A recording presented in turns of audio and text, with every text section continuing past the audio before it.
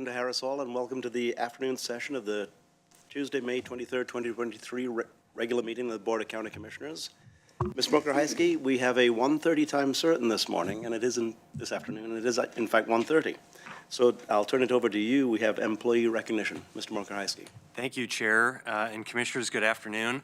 You know, we are getting back into the swing of recognizing employees now that we're back in person and we're post-pandemic, and we have a great history here in Lane County of outstanding employees and teams and elected officials being recognized for their contributions to our community, and particularly being recognized by the Lane Council of Governments in their annual awards recognition. And so we wanted to formally share with the board and our employees and the public that are watching the individuals and teams that were recognized this past year for their outstanding service to the community. So first I want to welcome Mo Young.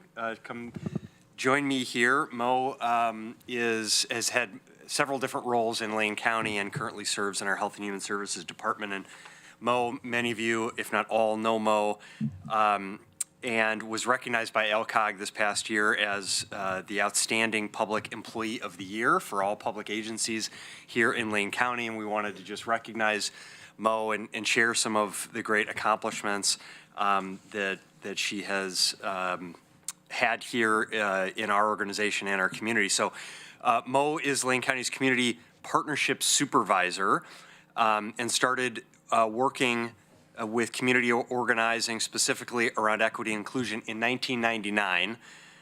That was just a couple years after I was born. No. I was a baby. You were a baby. You were just a baby. This isn't even. I'm not sure this is accurate. In 1999, as a volunteer member of the City of Eugene's Human Rights Commission, she served on that board for 7 years, including serving as the vice chair and chair of the Human Rights Commission during that time. She was a staff member at Community Alliance of Lane County before joining Lane County government, and helped build the Back-to-Back Allies for Human Dignity program from the ground up, which resulted in the creation of a program that serves the entire county and focuses on increasing safety and respect in the community, specifically around anti-Semitism, heterosexism, and racism. Mo has extensive experience in organizing around social justice issues and working with underserved populations in multicultural settings, and has provided support, insight, and guidance to the Equity and Community Consortium. That is a group of both executives and thought leaders from the various public agencies in Lane County, including higher ed, K-12, city and county governments, among others. And she collaborated on that work and human rights work in the community. And then, of course, many of you have worked with Mo in her previous role prior to being in Health and Human Services as our first equity coordinator and working to stand up the Equity Advisory Board that represents and really advises Lane County on various equity issues. So we want to recognize and thank Mo for her service and congratulate you for the recognition as the LCOG Public Employee of the Year, and offer if you'd like to say anything. Thank you. You know me, you give me a microphone and I have something written, so I'm going to read it off my phone because I am not good at memorizing things. I was raised by public servants, a circuit court judge and a hearings officer. I've been here in Lane County for 15 years, working in partnership with the community in both urban and rural spaces on topics ranging from positive youth development to youth substance abuse and misuse prevention to equity and access and more.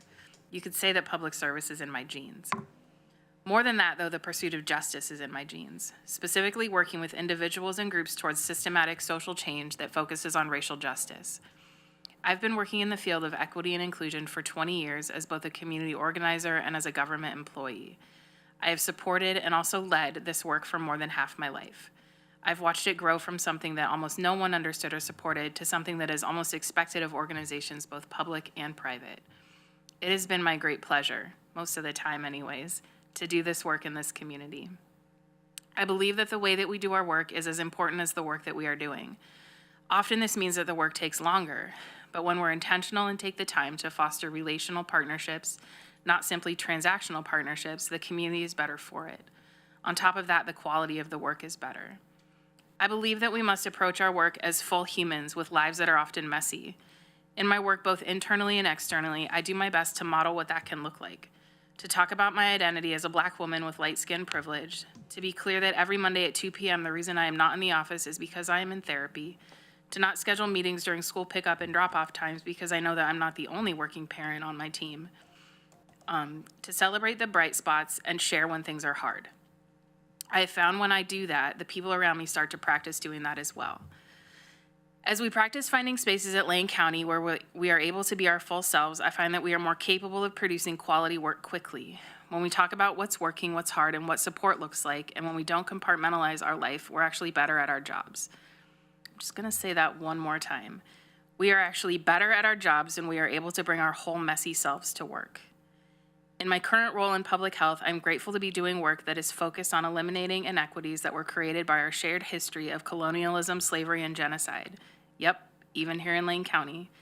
And co-creating with our partners across communities in Lane County, a community where everyone can achieve their full potential, truly doing the work to improve lives. Thanks. And I turn it over to you, Chair. We'll recognize a team and an elected official here, but if the board has any comments or questions for Mo. Thanks, Mo. I have a couple of things to say, but first I'll ask board members. Anybody? I'm happy to go. Go ahead, and I'll go last. Thank you, Chair. I am so proud of you for getting this award. I was just so honored to be at the LCOG Award dinner where you got this award, and you are a remarkable woman. And I couldn't be more thrilled that you're recognized for your ongoing work. I doubt this is going to be the last award for you. I'm sure there's a lot more in your future. You're doing such good, honest work. The community really recognizes. I think they see it. And it's an honor and a privilege to have you work at Lane County and for me to be able to work with you in some ways that I can. Thank you for what you do. Anyone else? Then my Vice Chair? Thank you. Since you talked about bringing your whole self, I'm just going to say what an honor and what fun it is to know you as your whole self. I see you as a mama. I see you as a community member. I see you as a friend. I see you as a public employee.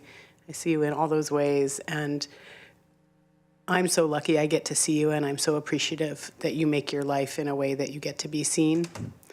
And it has impacts you don't even know about, and I know you know about a lot of them. And it has impacts we haven't even realized yet. So thank you for being your brave and vulnerable leader self. Thank you. You know, Mo, I thought I first met you in about 2015 when you had an eraser in one hand, a dry erase marker in the other hand, and a huge dry erase board in front of you, and you took down the copious notes from the original meeting of is Nia Hayward, and I was in the group, and I believe Cristiano Ochoa, and a number of other people who were working on what became your work, the initial discussion among Lane County employees. You took copious notes, and you put those notes to use. And for me, standing from a distance, watching you do the work, I was just in full admiration of your ability to take that and make it into something real, tangible, and forward-thinking and forward-moving. Way to go, Mo. Now, I did not know you were on the Human Rights Commission. City in 1999, so was I. So I didn't meet you in 2015. I met you in 1990. I apologize for that. That was good work. Greg Rickoff, I believe, was in charge of that back then, and we had a good team over there at the City of Eugene. A lot of good work with Francesca Levia Johnson was there, and name a number of other people. But well, this feels like your life work, and your life work is fruitful. Thank you. Thank you, Commissioners, and thank you, Mo. And two other recognitions here. The LCOG also, yes, let's give a round of applause for Mo. I know we're breaking the protocol here, Chair, of displays of recognition for folks, but It's 3 times in one day, but who's keeping track? we're really getting out of hand here, I know. So LCOG also recognizes an outstanding intergovernmental team, and one of our teams here in Lane County was recognized for this. And the Holiday Farm Fire, as the board well knows, burned over 173,000 acres, and it ranks among the largest wildfires in Oregon's history. The fire burned 517 dwellings and 24 businesses. For almost 2.5 years following the Holiday Farm Fire, what's called the Holiday Farm Fire Collaborators, a group of many organizations and many individuals led by Matt McCray, who is an EWEB commissioner but hired by Lane County to coordinate this work after the Holiday Farm Fire. We created this position really to be a coordinator of all of this recovery work that needed to happen. That group, led by Matt McCray, has met on an ongoing basis to coordinate the work on complex projects ranging from watershed restoration to rehousing to wastewater infrastructure. Their work has brought millions of dollars in state and federal aid to support the recovery of the McKenzie Valley. Though the fire was devastating and the future holds many uncertainties, the people of the communities affected by the Holiday Farm Fire are planning for the future. And for those of us that have been upriver, you can see the redevelopment happening and the community growing back even stronger. Some of the organizations that are part of this collaborative include Lane County government, of course, the McKenzie Valley Long-Term Recovery Group, McKenzie Locals Helping Locals, and so many others. The list is too long to name here, and we don't have all the representatives with us. Steve Adams is here on behalf of that group. And I don't know, Steve, if there's anything that you want to share, but Steve is here on behalf of that group, and Matt McCray. And we just want to take the opportunity also to congratulate this incredible group of staff and volunteers who have worked so hard over many years and continue that work to help our McKenzie Valley residents and businesses recover from that devastating fire. So that's that, and then I have one more after that, Chair. I'll just pause for a moment. Do you, Steve, anything? This is a team award, and I am obviously but one person. I am merely a whiteboard against which you can draw in all of the organizations that are being recognized. I cannot fully represent the incredible work that's happening there. It is a collaborative effort. We were very pleased and gratified. Both of our fire recovery staff are currently taking vacation this week, so doing some self-care and getting ready for the hard work ahead. So it's my great pleasure to be here just to personify them and the teamwork that they have built throughout the community. Thank you. Thanks, Steve. Excellent. And we'll give a round of applause for that group, an intergovernmental group. A great example, and I think both of these two in the final here, last but certainly not least, the LCOG Outstanding Elected Official, our own Commissioner Heather Buck, was recognized as providing clear and unwavering leadership in the recovery process of the Holiday Farm Fire. Commissioner Buck led the way to position Lane County government to meet the needs of residents whose homes were destroyed by the fire.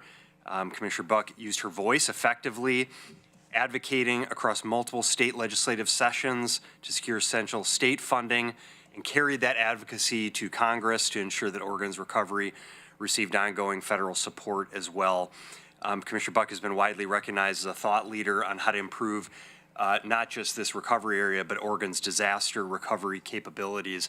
And so we recognize also Commissioner Heather Buck for being recognized with the LCOG Outstanding Elected Official Award. And Chair, I'll just conclude and say it's so cool that I know this sounds self-serving. We have three,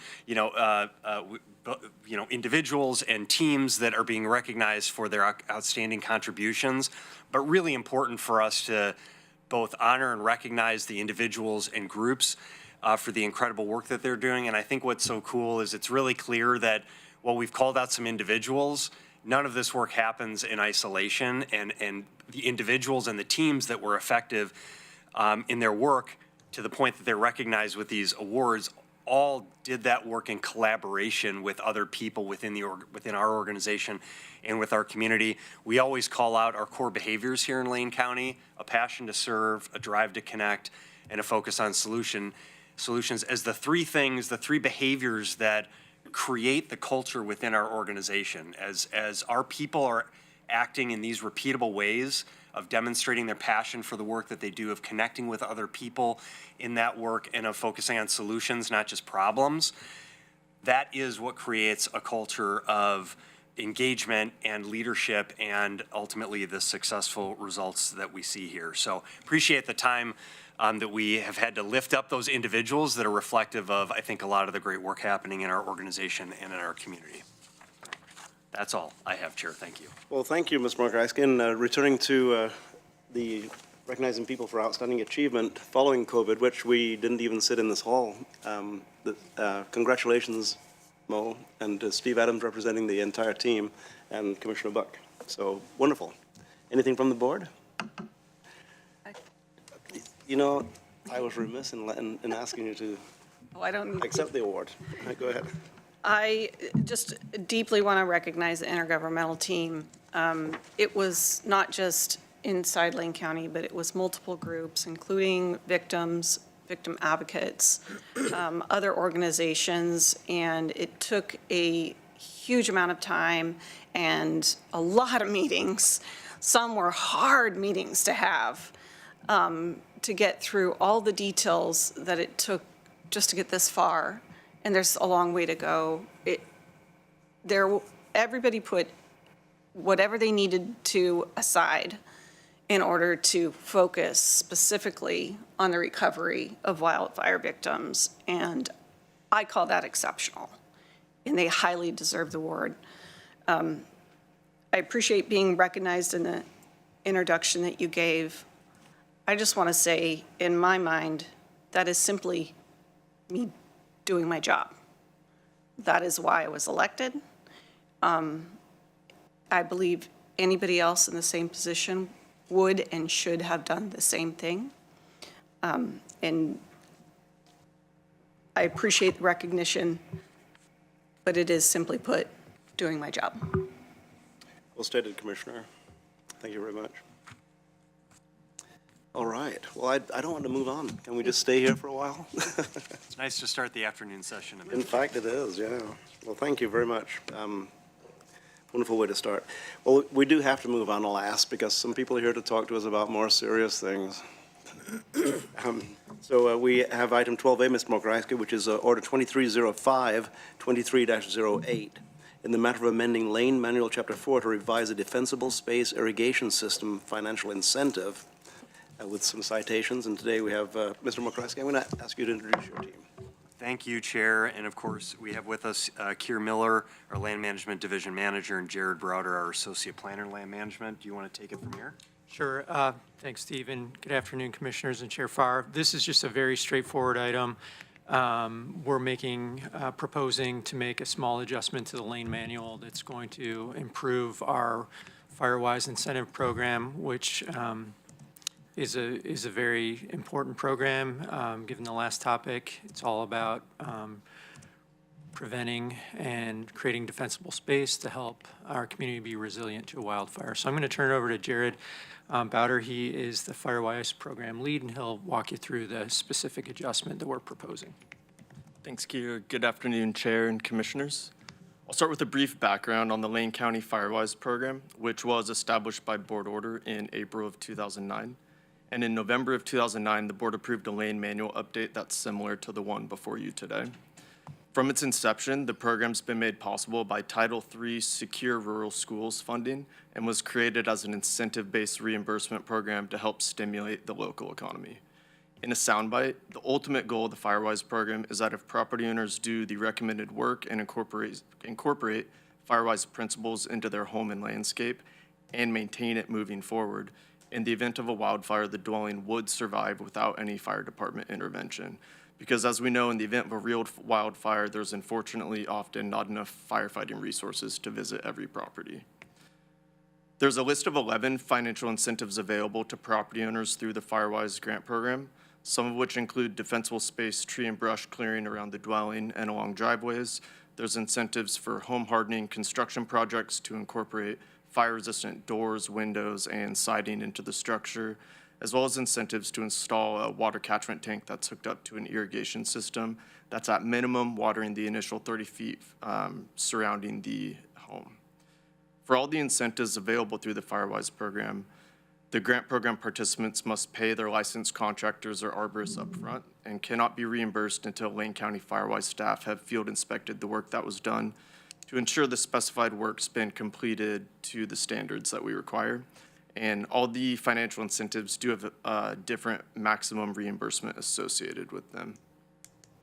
The specific request before the board today is to increase the reimbursement percentage for the defensible space irrigation system incentive from the current 25% of the project cost up to a proposed 80% of the project costs for a maximum allowed reimbursement amount of $500.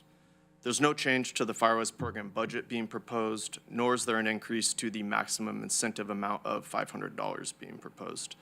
The only amendment is an increase to the percentage of the project cost a property owner can receive from 25% up to 80% of the cost for the total allowed reimbursement of $500. This would bring the irrigation system incentive in line with the percentage for reimbursement of most of the other incentives. And we feel this change is important because the irrigation system incentive has been historically underutilized due to the lower level of financial reimbursements available for that specific project. For example, of the 2021 grant program participants, only 23 of the 71 property owners who initially showed interest, which is about 32%, took advantage of the irrigation system incentive, which currently only reimburses for 25% of the total project cost. By comparison, about 52% of participants acted upon installing a water catchment tank, and that incentive reimburses 80% of the project cost up to the maximum. Firewise program staff would like to see more property owners utilize the irrigation system incentive due to the fact that having a well-hydrated and well-maintained landscape surrounding your home, AKA having a lean and green area around the dwelling, plays a vital part in reducing the risk of wildfire loss, and we hope to incentivize more Firewise program participants to install a defensible space irrigation system surrounding their home. And so in conclusion, staff's recommending that the board choose option 1 found within the agenda cover memo to adopt the proposed order amending Lane Manual Chapter 4 as presented. Thank you, and I'm here for any questions. I was hoping for pictures. So I'll turn it over to the board for questions or comments surrounding the program or surrounding the presentation. Commissioner Buck. Thank you, Chair. I think this is a good improvement. There's a lot of people that won't utilize it if they can't get the funding in order to do it in the first place. And I would imagine, and maybe you can confirm this for me, but the people that utilize this are generally not wealthy. They're folks that would really like to, not only the incentive, but need a little assistance to make it happen. That's mostly true, yeah. There is no, however, there is no requirement that low-income individuals, when it was designed, the program, the intent was like, let's try to get this out there to as many people as possible, but it is true that a good percentage of our folks fall in that lower income. And I will just put in a mention here and a plug that Jared and his team recently received a $500,000 grant through the Oregon State Fire Marshal's office specifically to target lower income and vulnerable populations. So there will be a part of this program that's specifically set aside for those folks as well. Thank you. Thank you, Commissioner. Further questions? Commissioner Seneca. Yeah, well, there's probably more than one reason that Commissioner Buck and I are both on board for this, but great job, Jared, on the grant. Thank you. And I do have one question. So who goes out and inspects that they've done what we've asked them to do or that they've met that threshold? We have 2 land management technicians on staff, Ben Zublin and Cameron Anderson, and they're the ones who conduct the site visits and the home investigations. Oh, okay. And then you said before it was just 25% of the sprinklers were paid for. Now it's 80%. How many? I'm just picturing, I mean, how big are some of these irrigation jobs getting? Do we go up to acreage or Kier's nodding no, but sorry. I mean, yeah, so what do these jobs look like on an average if we showed up?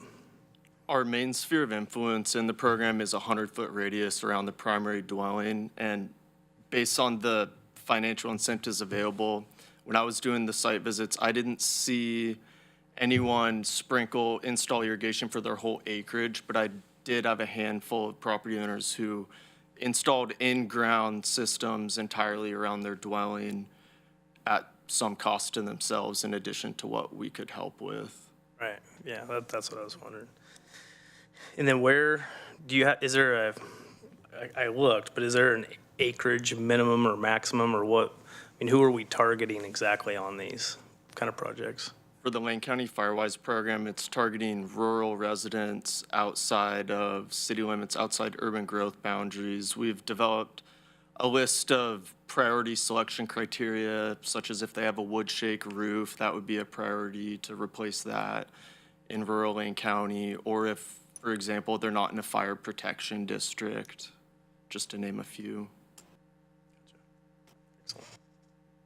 All right, thank you, Commissioner. Any further questions, comments? Commissioner Lovell? Yeah, thank you. Great job, everybody doing that. I was just curious, I was kind of following what Commissioner Seneca said too about, I mean, is there some kind of ballpark average cost that a homeowner could expect for doing these 11 incentives? I know when you said replace the shake roof, I know mine was a bunch. So I just want to know if there's kind of an average cost we can kind of get our head wrapped around.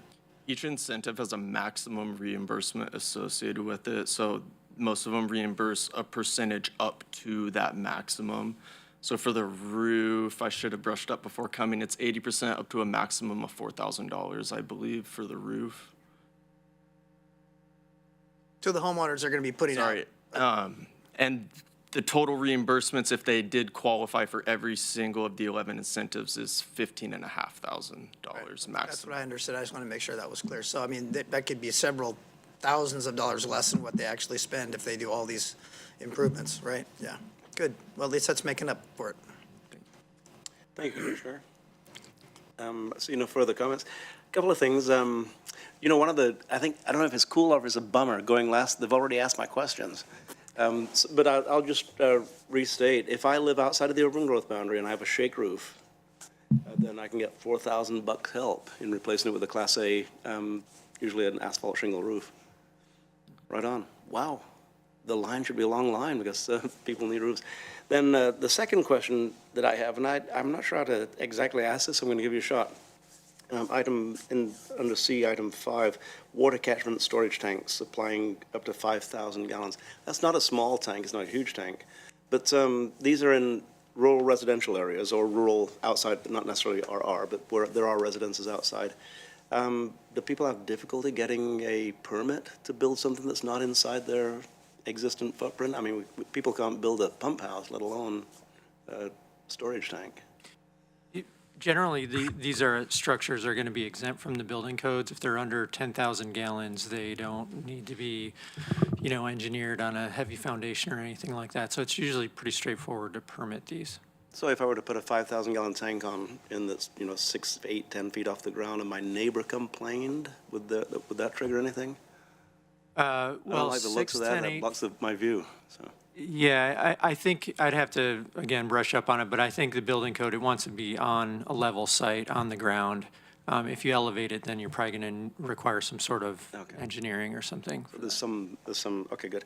And I was hoping you'd say, no, there's absolutely no restriction because this is designed to protect people's lives, which is what most of our codes are designed to, the floodplain codes, the fire codes, et cetera, designed to protect people's lives, and that's what we really try to do. Sometimes we go a bit far and in protecting their lives, lessen their ability to help protect their own lives. So, good, I'm glad to hear that. So this is a great program, and I trust that it's being used robustly, that people are, actually, they know about it, it's been advertised, and their neighbors are whispering, hey, I got my roof for $4,000 off. All right, well, It is, yeah, we have a long waiting list every year of folks waiting to get into the program. right on. Well, very good. Without further discussion, then, we do have a board order before us, which is Order 230523-08. Do I have a motion, Vice Chair Trieger? Chair, I'll move approval of Order 23-05-23-08 in the matter of amending Lane Manual, Chapter 4 to revise the Defensible Space Irrigation System Financial Incentive. I'll second. Moved by Vice Chair Trieger and seconded by Commissioner Buck, Order 230523-08. Discussion to the motion? I am seeing none. I'll call for the vote. All those in favor, please say aye. Aye. Passes unanimously. Bravo, good job. Thank you very much for the presentation. Thank you, Commissioners. I'll see both of you soon, I'm suspecting. Then, Mr. Mokrzyski, we'll move on down our agenda, which we're up to item 13A, which is Commissioner Business already. Any announcements from the Board of Commissioners? Announcements. Yeah, I'd like to. I can sing my announcement song if you want. Yeah, I'd like to, you ever have one of those aha moments? I mean, I think in the budget meeting the other day, I had one of those aha moments. That was kind of like, you know, when Herb Voldman said that we have a resource issue rather than a budget issue. We have resource issues. We have this, we have the problem that we have in our budget. We have a revenue problem is what he said. And I thought, wow, that was really great. And so I got to thinking about some things about, now I've got a clear focus of how I think I want to attack some things going forward about a revenue source that we can generate within Lane County. And I'd like to make a motion that we as county commissioners, I'd like to make a motion that we as Lane County rejoin the Association of Oregon and California Counties, effective immediately. Also to make proper amendments to become dues current and commit again to be an integral part of a working organization to produce revenue for our county and for our citizens. In order to make sure I understand, you are making an actual motion, looking for a second and vote on the motion? I would, Chair, yes. Okay, this is somewhat irregular and it's not something that's been announced and doesn't give people a chance to respond to, but it is not outside of our procedural acceptance, so we have a motion. Yeah, I second. Moved by moved by Commissioner Laval and seconded by Commissioner Senega. And can you repeat the motion? It's that that Lane County rejoin? Rejoin the Association of Oregon and California Counties, the AOCC, effective immediately. Also to make the proper amendments to become dues current and commit again to be an integral part of the working organization to produce revenue for our citizens in our county. Okay. Discussion to the motion. Vice Chair, Commissioner Buck? Thank you. I think we're under announcements, so this is a little awkward because I think this is actually properly under other business, but we're at the end of our day. So to the motion, I'm just going to repeat some of the concerns that I mentioned during our budget committee for the benefit of the audience, because I know you've all heard it. But my concerns continue to be with transparency of the organization. And, you know, I am not aware of what this organization has currently got on its docket to do. There are no minutes to read that are anywhere that's accessible for an outside person to look at, including a county commissioner. I don't know what their budget is or what they're doing with our funding. And if we're going to invest in an organization, I would require full transparency to the board. I haven't seen that happen in the last 4.5 years that I've been commissioner, so that causes me general concern. If this board decides to move this forward, my expectation would be that every commissioner on this board receives their minutes, their budget, and understands exactly what they're doing, and why and how it benefits Lane County specifically.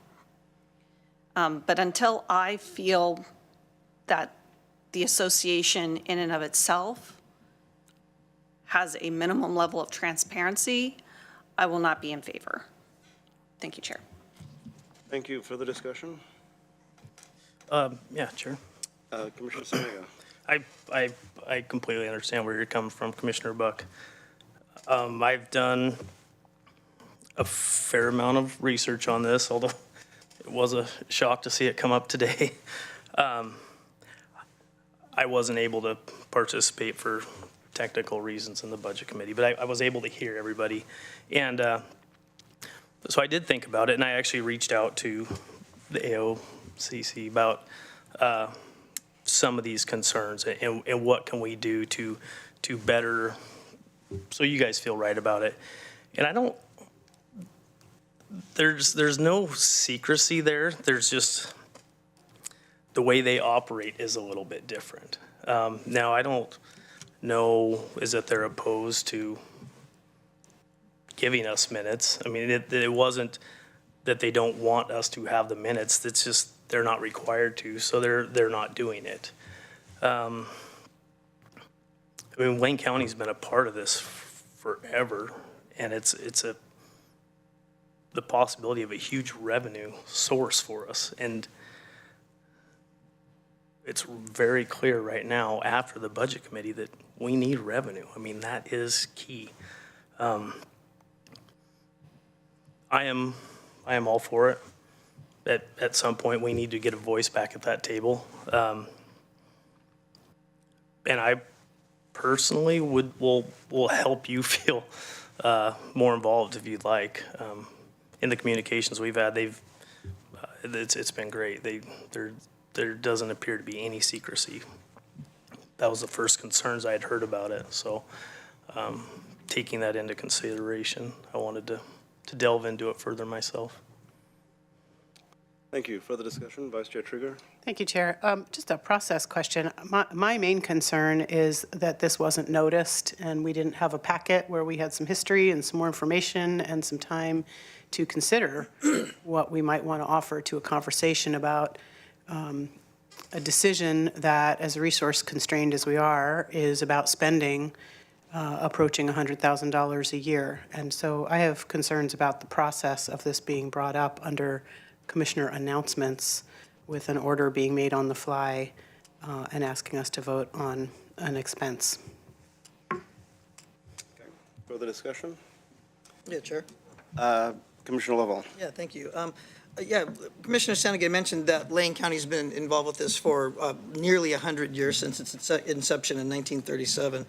Right now, the Secure Rural Schools Funds, we're getting falling revenues from that. Previous year, we had $3.8 million. This year, we're scheduled to get $3.45 million. The certainty of that fund, which was to replace this ONC fund, is uncertain. So if you look at the way we think about our budget, and I think Mr. Mokracki, you mentioned this the other day about how we've kind of fallen into this way we look at our budget of being just cost cutting. We tend to look at our budget, how much can we cut off it? And I look at the idea of reaping and sowing.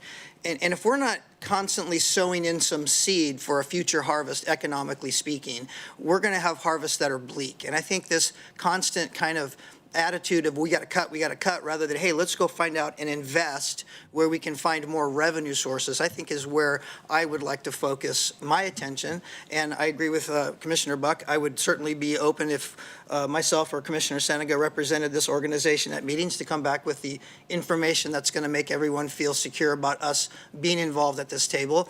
But this is a reaping and sowing concept for me. We need to invest back into where we've been all this time, back into a timber industry where we are gifted by God to have that in our valley. I mean, we do 4 really great things here in this valley. We grow some of the best wine in the world. We grow the world's grass seed that has golf courses around the globe with our grass seed on it. We grow the best hazelnuts around, and we grow wood. And I think that's our responsibility to the economics of the rest of the world. The wood industry in our state is a $40 billion industry that we have a responsibility to steward, and we steward well, economically, environmentally.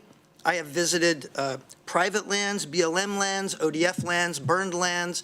I've wanted to see from my own eyes what some of the, how do I say this, some of the dialogue that has a certain economy with the truth is speaking about the timber industry. And I've seen from my own eyes that these people are the true environmentalists and sustainable yield people that we have. And I think it's our responsibility to join this organization, get back to the table, because I feel like there's a shift coming, and that shift is going to produce revenue for our county. Thank you, Commissioner. Commissioner Buck? Thank you, Chair. I appreciate the discussion regarding needing increased revenue for the county. That's clearly true. But there seems to be a sense that just because we join a particular association, that suddenly the county is going to be up to elbows with more cash. I think that's an illusion. We need to be realistic about where we are financially. We're never going to go back to the cash flow that we previously had. And And that's just a reality. That is a financial reality of the county. And constituents in my district hear that and they say, that's the same old sad song I've always heard. Let's move on to other real quantifiable, practical financial solutions in diversifying our economy. And these are people that are not necessarily politically aligned with me. But most people know that. But I understand that the argument to get back into the association is to find a revenue source. I just don't want us as a board to think that that is suddenly going to give us huge cash flow. It's not. And if somebody is saying that because we get into an association, we'll suddenly get millions of dollars, I would really want you to ask the hard questions. Because we haven't seen that. It practically hasn't bared out. And I appreciate the sentiment of being willing to find ways to be more transparent. Personally, I don't buy the argument that because I don't have to, I'm not going to give you the information. For me, that's not good enough for public funds. It needs to be more transparent than that for public taxpayer money to be invested. And because this wasn't noticed and on an agenda, I think the right thing to do for our board, if you want to discuss it and make a formal decision about this, is to put it on a future agenda item so the public can come in here and give us their 2 cents as well. Thank you, Chair. Thank you, Vice Chair. Thank you. As I'm listening to this conversation, what I'm sort of hearing is a conversation about whether we want to invest a better part of $100,000 to be speculative about lobbying to secure revenue that we all agree we badly need. So I will restate my initial comment and echo the one Commissioner Buck just made, is were this on a standard brought to us through the usual protocol and on an agenda with a packet and time to consider, if the fundamental question is that a way to invest those public dollars to create the greatest opportunity to generate more revenue, we have a severely understaffed and overperforming on our lobbying side, our federal side, our intergovernmental affairs.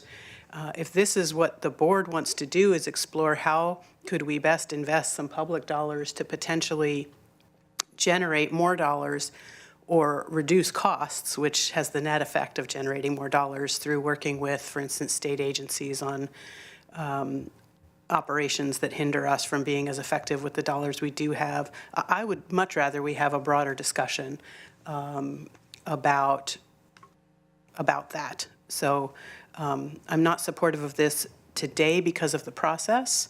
And I may or may not be supportive of it in the future because we didn't have the opportunity to have the conversation we really need to have. Thank you. Further discussion? Vice Chair? Excuse me, Commissioner Lovell. Yeah, thank you, Chair.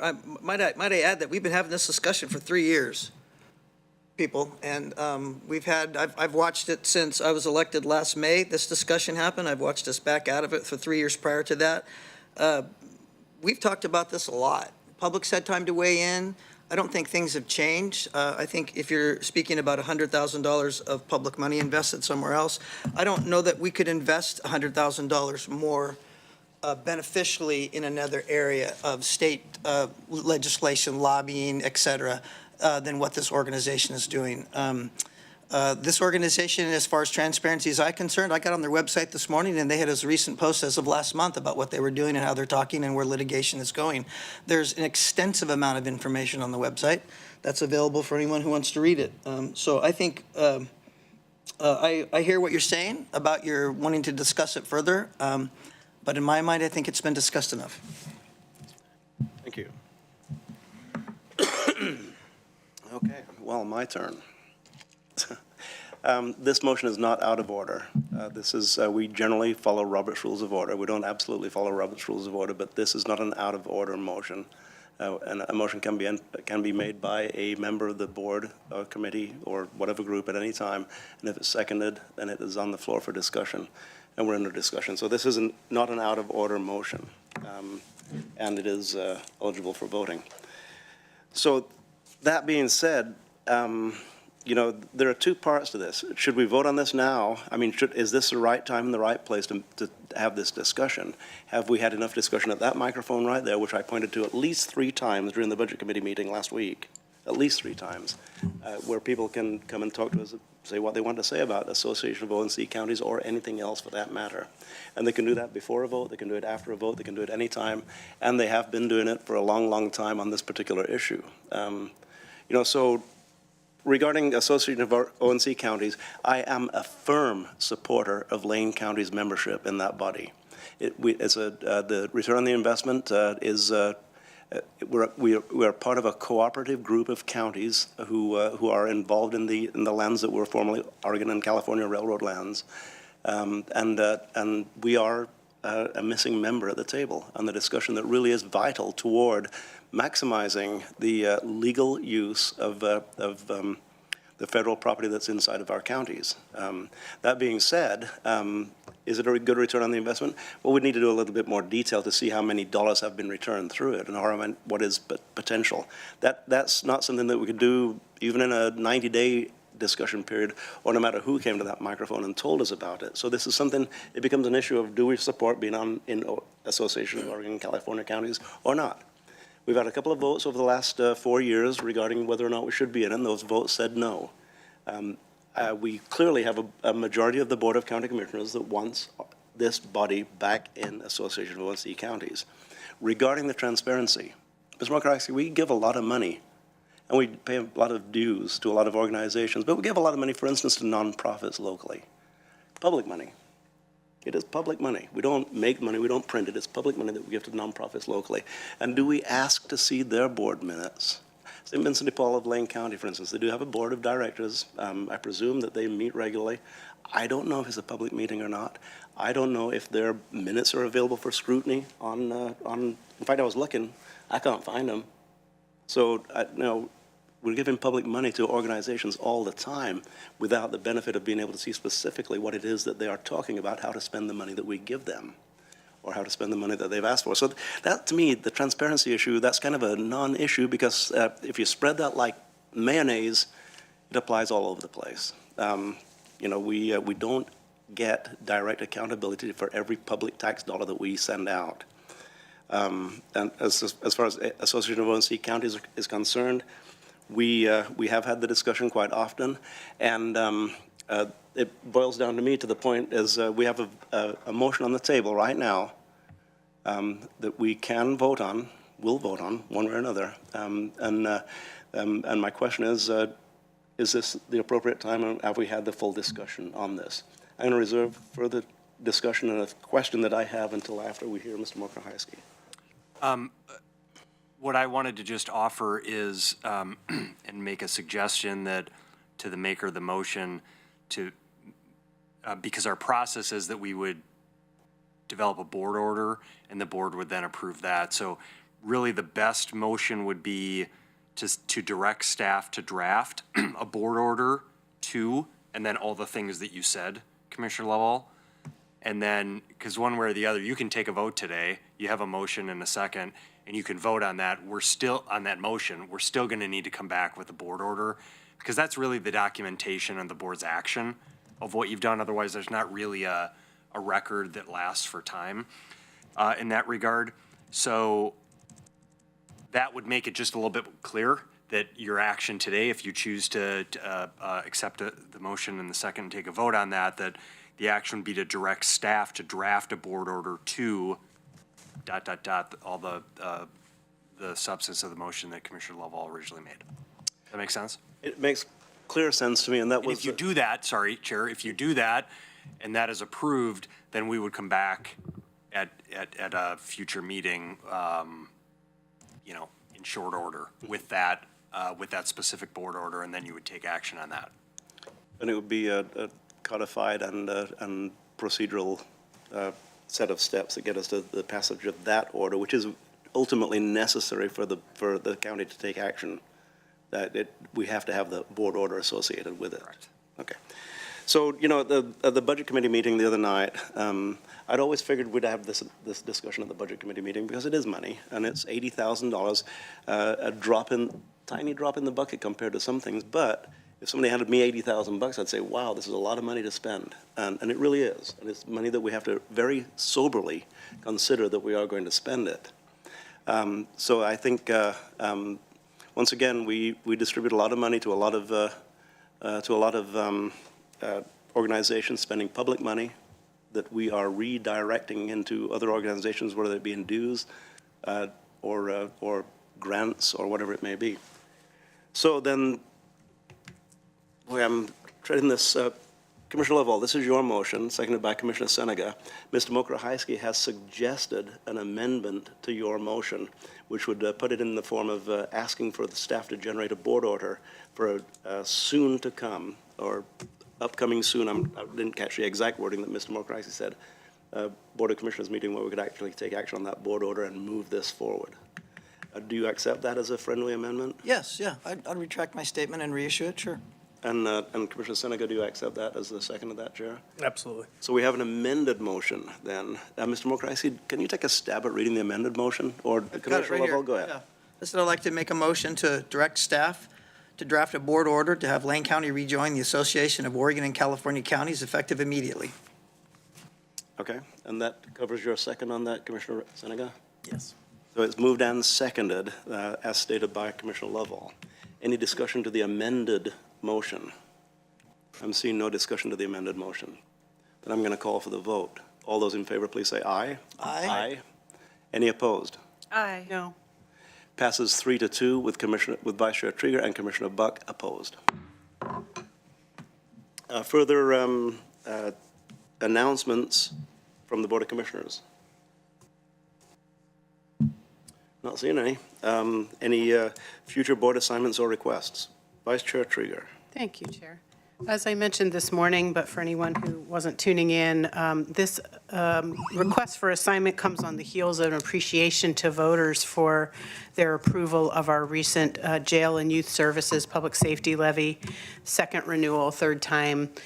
So, but it will expire in 5 years. And as I mentioned this morning, campaigns being expensive and time-consuming and unpredictable in their outcome, regardless of the stellar performance of this one, we can't count on it. But we can count on having folks mandated into our custody. We can count on folks having health and including mental health needs when they are in our custody. We can count on wanting to pay our staff fairly. We can count on needing to provide all the services that we do at youth services and in our jail and more broadly in the county.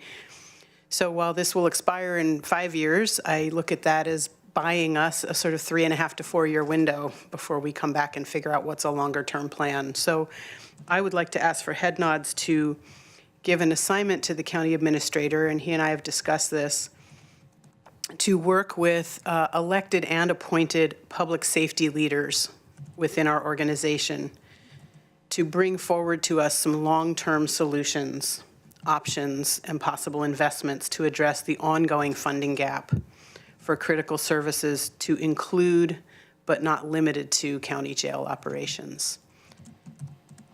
As I mentioned this morning, the conversations around this levy really surfaced a lack of understanding broadly in the community about all that happens in our jail and who is served and why, and also some real appetite in the community for conversations about greater investments in services further upstream that could be preventing as many folks from entering the criminal justice system to begin with. And so that is the motivation for my request as an assignment, and I'm looking for head nods for support of that. Thank you for head nods. Discussion, I have some discussion if there's no other. Discussion, yeah. Okay. Commissioner Lovell? Yeah, thank you, Chair. Yeah, Commissioner, Vice Chair, I agree with, we need a plan. And I applaud that we're thinking far enough ahead that we're not knee-jerking a plan.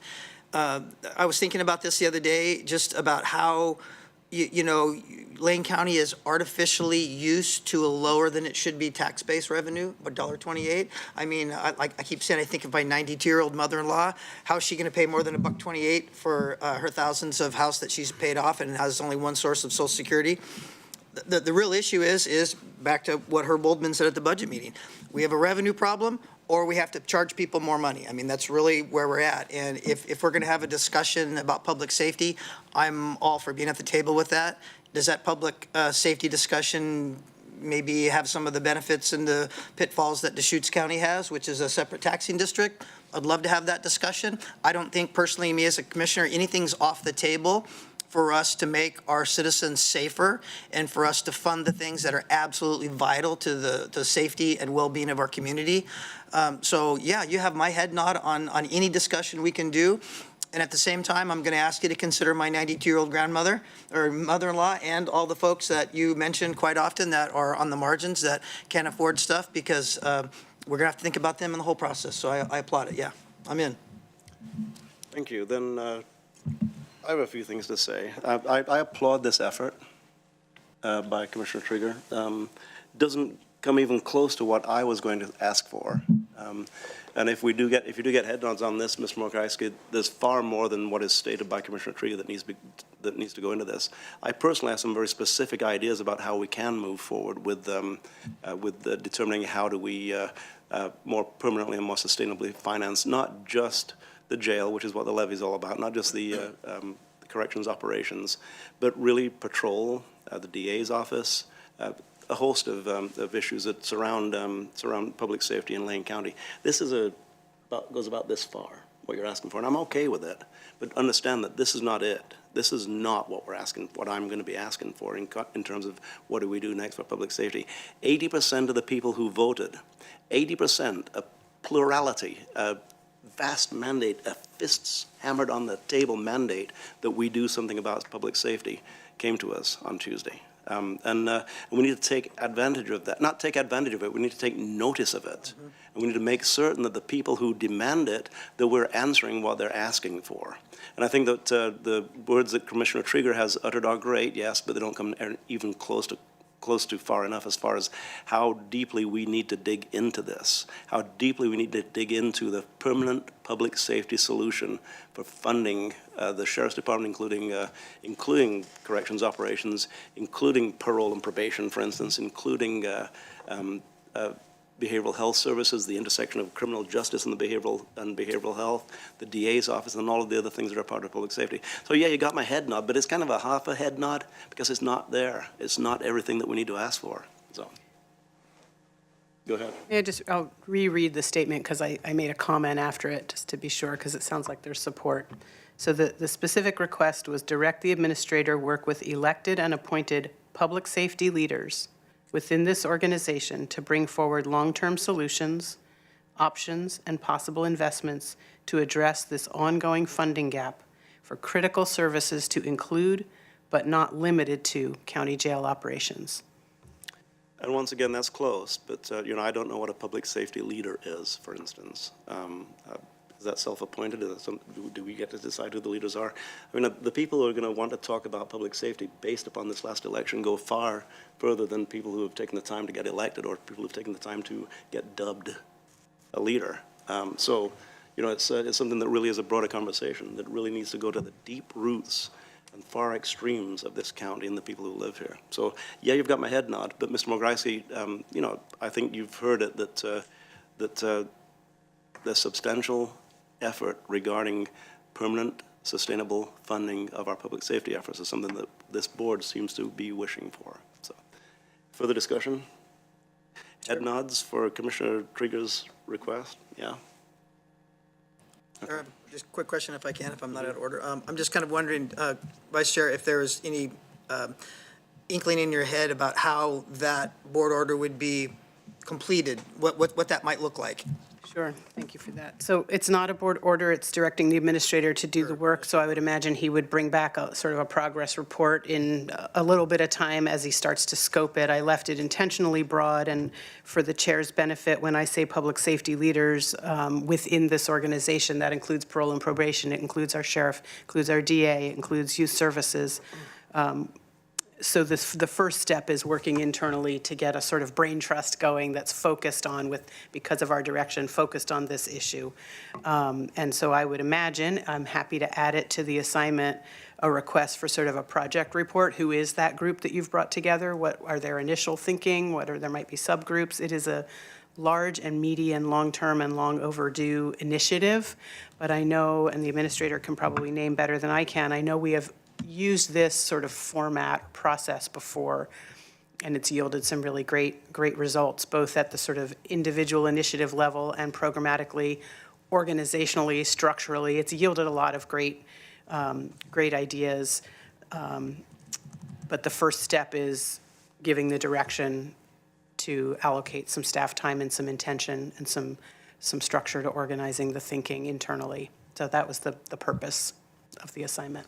And thank you for a clarification. And once again, this is an initial small brushstroke in the discussion. And it's I worry about a committee of 18 people talking about this. I would much rather see a smaller committee of people who have been directly involved for years to talk about it initially and really get some of the deep discussion. Because in a committee of 18, you easily get cast adrift, and you go down rabbit holes and you spend time with this entire large committee talking about things that just end up, you talk about them.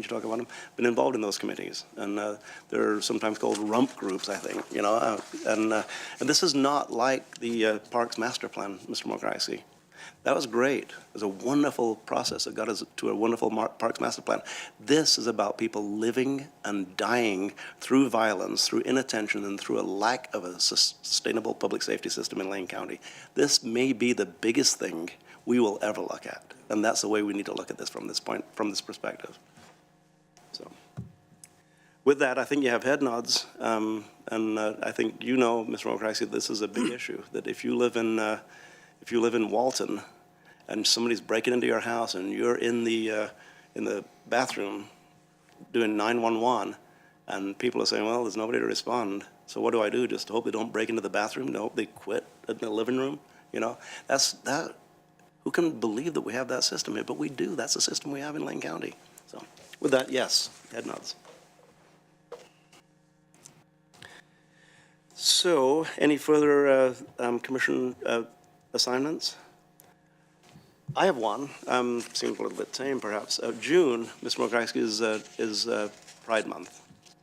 It has been for a number of years, and I would like permission from the board to draft a statement at the start of June, our first board meeting in June, where we acknowledge and recognize National Pride Month.